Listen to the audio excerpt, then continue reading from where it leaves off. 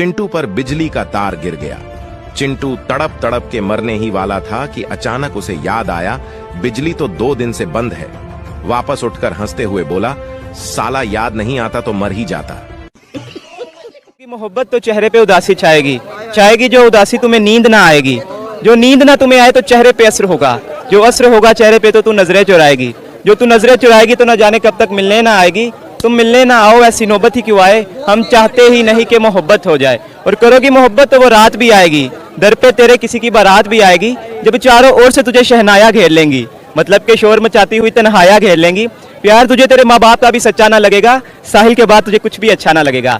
फिर भी कहाँ खत्म कहानी की शुरुआत करोगी, शादी के बाद मिलने ना सही फोन पे तो मोहब्बत ना करो कि बिगड़ जाएं हम, थोड़ा डांटा भी करो कि सुधर जाएं हम। हो जाए अगर हमसे कोई खता तो हो जाना खफा, मगर इतना भी नहीं कि मर ही जाएं हम।